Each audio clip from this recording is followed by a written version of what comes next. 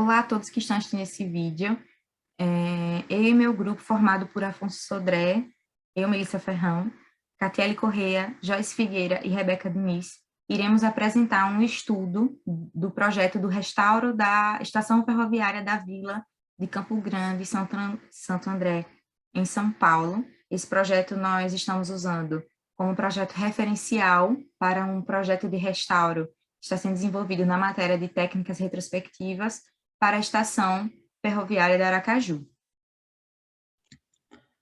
A estação ela se localiza na linha ferroviária em São Paulo e ela é a primeira linha ferroviária construída no Brasil, né?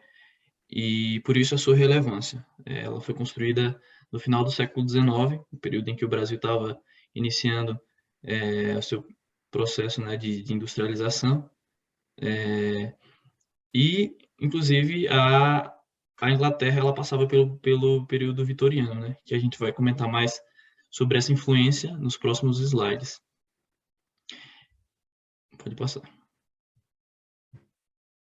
Contextualizando rapidamente sobre os aspectos históricos da estação, né? O ano de inauguração da estação foi em 1889, e assim criou condições necessárias para o extrativismo de madeira, que alimentava os fornos das olarias dos núcleos coloniais de Ribeirão Pires e São Caetano do Sul, e também contribuía com a produção de carvão, né? Que atendia às demandas do crescimento da capital paulista e de Santos. Em 1929, ocorreu uma reforma na estação, e é a partir dessa reforma que a gente consegue ter as análises dos estudos de restauro. É a partir da fachada de 1929 que a gente começa esses estudos. No ano de 1990, ela ainda cumpria a função de estação, né? E no ano de 97, ela foi entregue à concessionária MRS, que inclusive, até hoje, obtém a responsabilidade sobre esse terreno, né, da estação. No ano de 2007, uma parte da estação já havia desabado, e no ano de 2010, ela sofreu um incêndio, piorando ainda mais esse quadro, e aí sofreu o abandono, né, a desativação. No ano de 2019, foi o ano de sua ruína parcial, e o início do processo de restauro foi no início de 2020, e a conclusão foi no final de 2020. Alguns dados mais específicos do projeto é que a área externa do complexo é 7.500 metros quadrados, a área construída do complexo, 300 metros quadrados. O escritório que coordenou esse restauro foi a Contemporânea Paulista, e a duração da obra foi 10 meses, e também a obra foi financiada pela MRS, né, já que é responsável, por meio da Lei do Incentivo à Cultura, com valor aprovado de mais de R$ 1 milhão. Está aí na tela. Bom, como mencionei, a construção dessa estação ela teve forte influência desse período vitoriano. Inclusive, ela segue os padrões difundidos nesse período, né, na construção da arquitetura vitoriana, já que a Inglaterra ela foi precursora da Revolução Industrial, né, a principal revolução industrial que a gente conhece, e esse período ele durou, né, durante o reinado da Rainha Vitória, né, por isso o nome estilo vitoriano. E no que se refere a esses elementos desse estilo, a gente percebe que na fachada se utiliza tijolo aparente, né? E as janelas elas apresentam um modelo de guilhotina muito comuns nesse período e no período gregoriano. Apresenta marquise, né? Na fachada da estação de embarque, e a estrutura do telhado é de madeira, é muito clássico também desse período. Pode passar.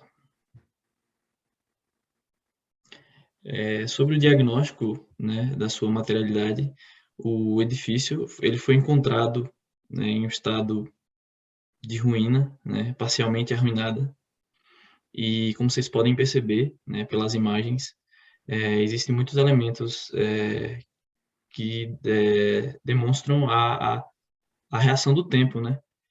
sobre a edificação.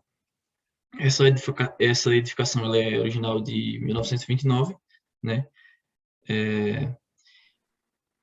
E ela faz parte do conjunto ferroviário local, né? Tombado pelo CONDEPAT e pelo IFAM, né? Sobre os elementos é perceptível na fachada, né? As patologias,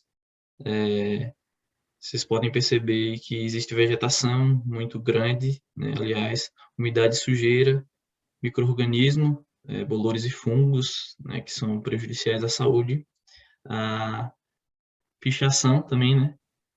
Vocês podem ver na imagem. E deformações também. Pode passar. Bom, para poder se pensar no parâmetro teórico para esse restauro, os responsáveis eles levaram em consideração de que essa edificação ela estava abandonada há muito tempo e não havia nenhum tipo de referência afetiva, né, da estação com os novos, a geração mais nova que habita nas cidades próximas, e havia uma falta de convívio da sociedade, dessa nova sociedade com esse local. E isso significa que essa estação ela já não pertencia mais à sociedade, e aí a arquiteta cita, né, que como o restauro por si só não basta, é necessário ações para que a sociedade compreenda melhor. E uma dessas ações que foram escolhidas, né, a principal ação escolhida como parâmetro para essa edificação, para essa restauração, foi a educação patrimonial, que é a construção de um conhecimento sobre o espaço e sobre a vida das pessoas. Por isso se buscou também usar como parâmetro o uso do termo educação patrimonial, na intenção de suscitar nas pessoas, né, essa ligação à história do local e propor algumas ações baseadas nesse termo. Se optou por buscar referências culturais relacionadas aos moradores e trabalhadores, com ênfase nos conceitos de lugares de memória, e aí ela cita Pierre Nora, um historiador francês, e também cita Isifone, não sei se é assim que fala, que aí ele fala que a reflexão sobre o conceito diante da realidade socioespacial traz a necessidade que se coloque na centralidade da discussão a dimensão do cotidiano a partir das condições de trabalho na cidade, dos problemas da produção de morar e das lutas, seja pelo trabalho, seja pela apropriação e uso do espaço urbano. Elas também falam que um parâmetro muito importante é o conhecer para preservar, né? Que ninguém picha a sua própria casa, porque você tem o conhecimento de todo o esforço, de tudo que ocorre ali naquele espaço.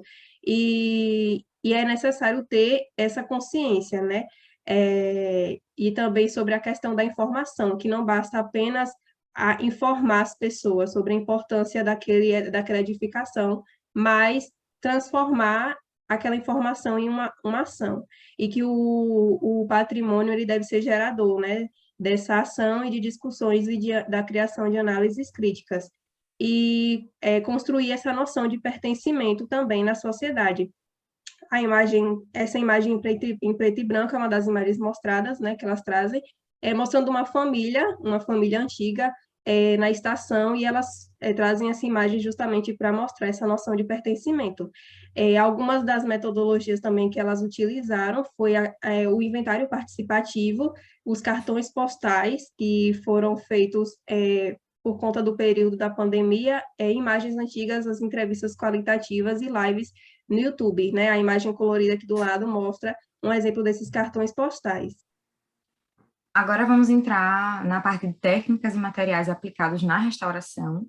A gente listou aqui um dos principais materiais usados, né, que foram usados nesse processo de restauração. Claro que a estação foi, né, reconstruída, mas a gente viu a importância nos respiradores de ferro fundido, nos pináculos invertidos de madeira. Eles eram chamados assim porque eles ficam de cabeça para baixo e lembram pinhos pendurados. Também as telhas fabricadas no século XIX foram usadas nesse processo de restauro.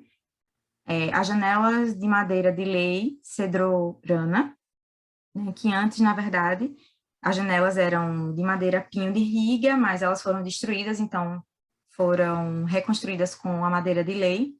O piso de madeira guarapeira, porque o piso original também não havia resistido ao tempo, então colocaram essa madeira porque ela tem alta resistência e é conhecida como guarapa ou grapiá. A recuperação dos óculos também aconteceu. Os peitores de ferro fundido na fachada frontal foram recuperados e os peitores de granito na fachada posterior, né? Em cada fachada usaram materiais diferentes para o peitoril, e as portas também de madeira de lei cedrorana. A gente vê aí do lado as imagens. Então, o projeto ele buscou recuperar todos os elementos históricos possíveis da arquitetura original, e isso foi possível por meio de uma minuciosa atividade manual, da limpeza e também do restauro. Aí aqui nós trouxemos algumas técnicas que foram utilizadas no projeto, como, por exemplo, a questão da cor original das paredes, que para descobrir foi preciso raspar cuidadosamente 4 camadas que cobriam a primeira pintura. Também na cobertura, cerca de 2.000 telhas que foram fabricadas no século XIX, elas precisaram ser limpas e testadas quanto à absorção antes de retornarem à cobertura.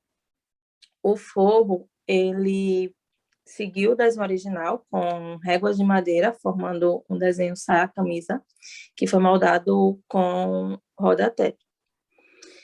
E tudo isso buscando justamente recuperar os elementos que já originais. E, além disso, respiradores de ferro fundido, que serviam para troca de ar perto do chão, eles foram recuperados, porém, durante a obra, 3 foram descobertos em um estado que não dava para ser recuperado. Então, por isso, foi feita a escolha da produção de réplicas. E essas réplicas elas foram construídas em resina expose e lã de vidro. E, então, essas réplicas elas foram fabricadas para durar cerca de 400 anos, e por isso foi feita a escolha de colocar elas na fachada sudeste do prédio, que era uma área de sombra onde a umidade poderia afetar as peças antigas de metal. Então, por conta dessa durabilidade dessas réplicas, houve essa escolha. Pode passar. Os arquitetos responsáveis, eles reproduziram o desenho da estrutura original por meio de levantamento cadastral e também de iconografia. E como nós não conseguimos encontrar a planta original, houve essa dificuldade, nós trouxemos aqui as plantas do projeto executivo, né, de restauro, e nós imaginamos que, como os arquitetos buscavam justamente não mexer tanto na estrutura, não buscando sempre manter o original, nós percebemos que provavelmente a planta original se assemelhava muito a essa do projeto. Pode passar. Aí aqui nós trouxemos também outra planta baixa, né, mais próxima, mais detalhada. Pode passar também.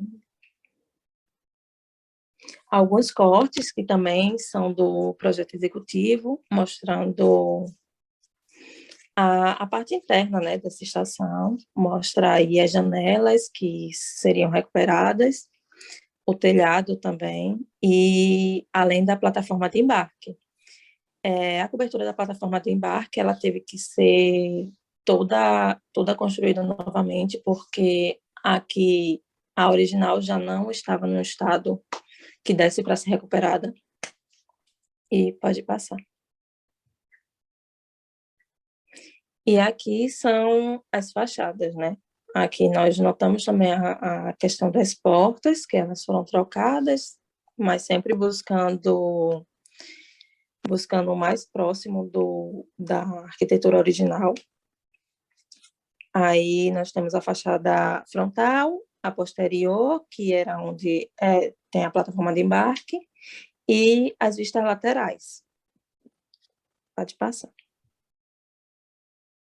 Então, ao final, a gente trouxe, né, a evolução do processo restaurativo dessa estação, e a gente vê na primeira coluna aí de imagens o antes, no meio, durante, e por fim o depois. A gente percebe que a partir das plantas, a partir da análise que Catiele falou, e com as fotografias, a gente percebe que era realmente uma intenção dos arquitetos restaurar e fazer parecer o mais original possível, como se ela nunca tivesse sido abandonada ou